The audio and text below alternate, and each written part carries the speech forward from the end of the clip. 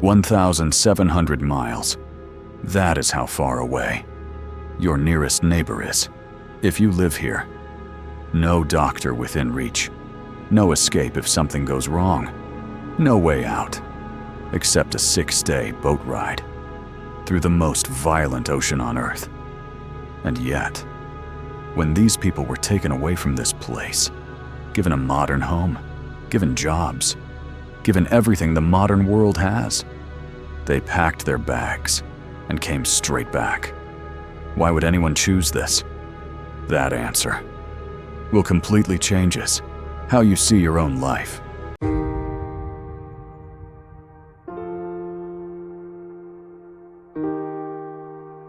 Find Africa on a map.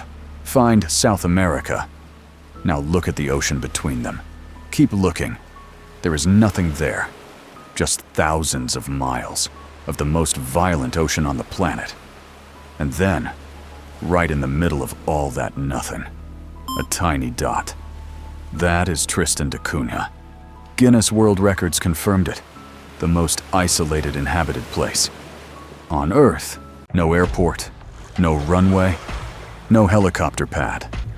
The only way in, a 6-day boat ride. And sometimes the waves are so violent, the boat cannot even dock.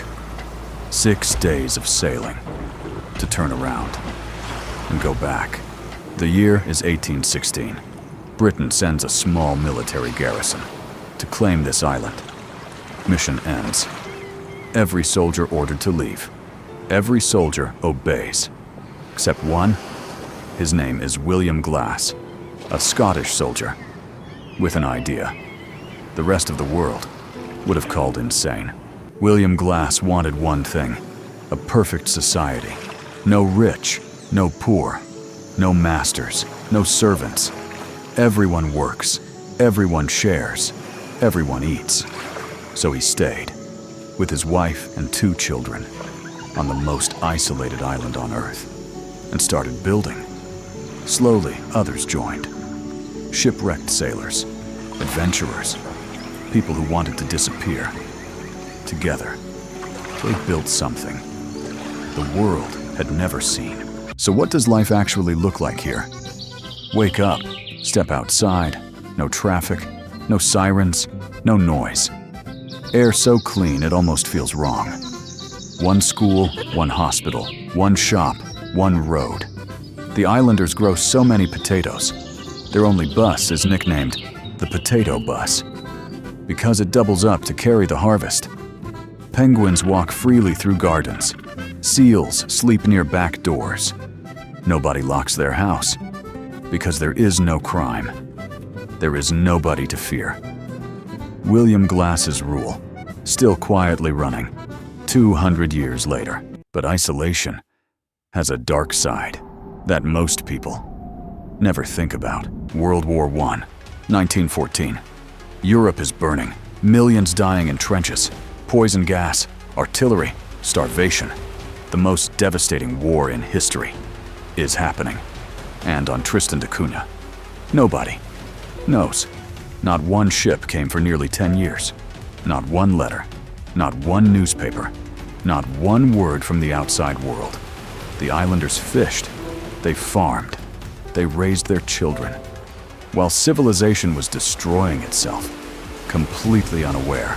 Then in 1919, 3 years after the war ended, a ship finally arrived, and in one single conversation, the islanders learned that a world war had started and finished while they were just living their lives. World War II. The Royal Navy quietly builds a secret monitoring station right here on Tristan da Cunha.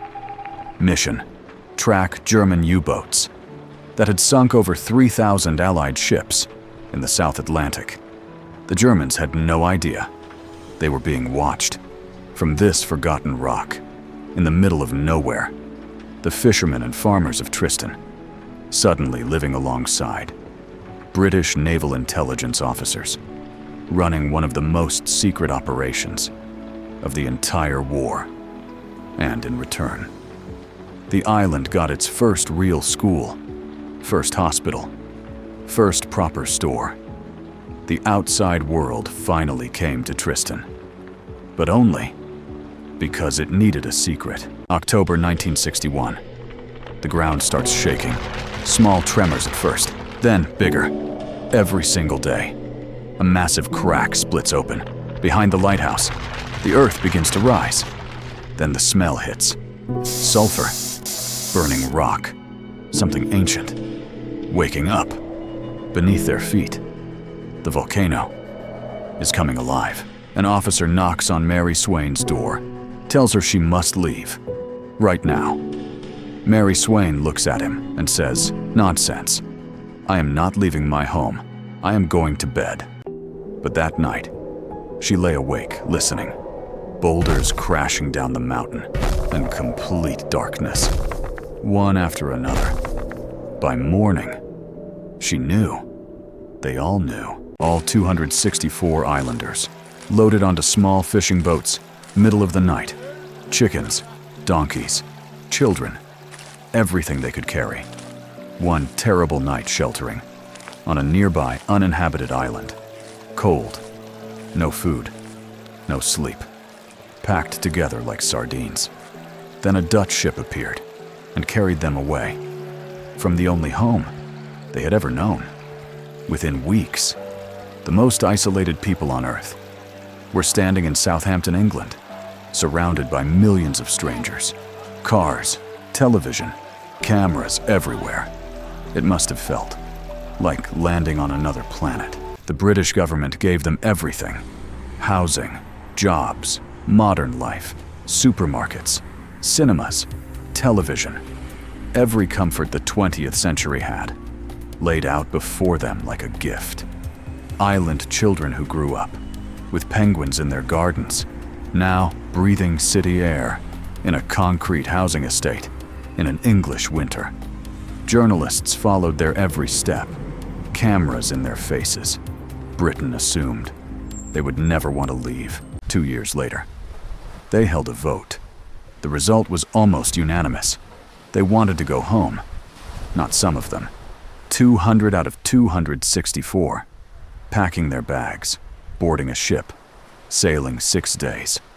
Back to the volcano, back to the isolation, back to the only place that ever felt like home.